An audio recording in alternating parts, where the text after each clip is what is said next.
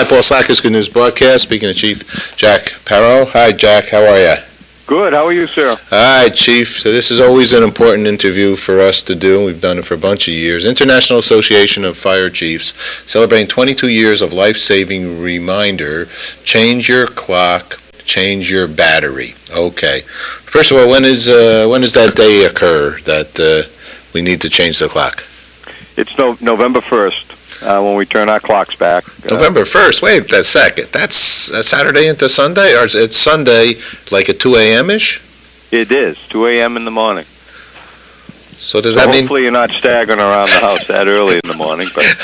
I'm going to be... You can do it prior to going to bed. They allow you to get away with that. We're going to be up at that time. We're having a big Halloween pumpkin party for Good News that night. Oh, great. Well, you can do it afterwards, as long as you do it. As long as we do it. All right. And so it's spring ahead, fall back. So we push the clocks back an hour. That's correct. All righty. So what you're suggesting at that time is to evaluate your probably your overall safety in your home. Correct. And, we what we'd like to try to teach is that, as you're walking around changing all the clocks in the different rooms, is you carry a fresh 9-volt battery, and when you walk by your smoke detectors and carbon monoxide detectors, to pop those open and take out the old battery and pop in a new battery and press the button to give it a test to make sure it works. And you do that every year, you should have an operational smoke detector and carbon monoxide detector. Okay. Why is it so important? It's very important. When you have a fire in the house, you think the smell of smoke will wake you up, but it really doesn't. You'll sleep right through that, and so many people succumb to smoke inhalation and death just because they're not warned by their smoke detectors. We have approximately 96% of the homes in the United States have smoke detectors, but unfortunately, we have about 20% of those that are inoperable and not working. And because of that, we're killing people across the United States in great numbers. As a matter of fact, we lose about 550 children each year in residential homes due to fire. So we feel having an active smoke detector and carbon monoxide detector more than doubles your chances of getting out safely. We interviewed at one point the chairman of the Red Cross, who said that the number one thing that the Red Cross does, he gave me like 80-90% number here, household fires. Correct. Yeah, residential fire, 1 and 2 family homes are our largest amount of fires.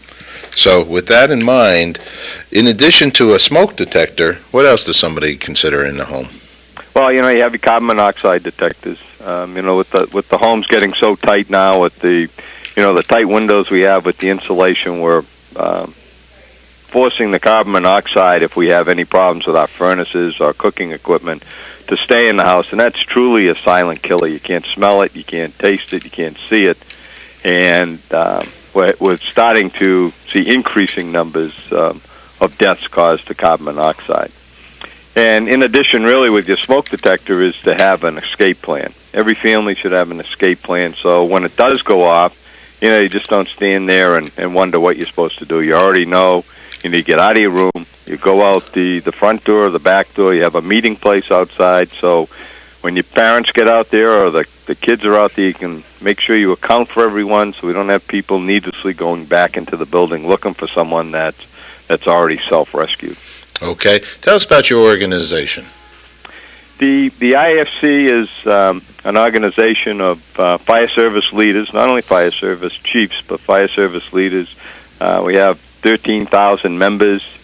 Our main objective is to educate and to serve our membership and to try to make the world, actually, because we are an international organization, a safer place to live from fire. I've lived through fire, and not personally in my house, but in my father's business, a shoe store in Tarrytown, and he lost his whole business to a fire. And it's by far a quite destructive feeling, the loss of a home and thank God there was no loss of life, but definitely a loss of this business. Absolutely. Will you carry this into the world of the business as well? Not only in your home, would you say that whether you're renting or whether you own some business facility, give it some thought here as well? Absolutely. In the businesses, we look for, some type of automatic detection and warning system, but, we also look for sprinkler systems in businesses. We feel that that's a firefighter on watch 24 hours a day, 7 days a week in case you have a fire, because, businesses aren't occupied 24 hours a day, and, the sprinkler system would go a long way to protecting that business. Okay, very good. So, and batteries, let's take a moment about batteries. There's all kinds of batteries. There's 99-cent batteries on the street, and then there's more expensive batteries. What kind of a battery do you suggest? Well, we've teamed up with Energizer for the last 22 years. So, any good 9-volt battery for your smoke detectors or carbon monoxide detectors or any other type that they take. Typically, they're 9-volt batteries. You just buy a good battery and install it once a year, and you should get, greater than a year out of the battery. But by installing it once a year, it will guarantee that you'll have a working smoke detector. There is a website you can go up and get more information on, which is Energizer.com/preparedness. That would give you much more information on the batteries than I could give you. Okay, very good. We thank Energizer for doing that, and for you guys to come out talking about this very important subject. Thanks. Thanks for having us on. Okay, bye-bye.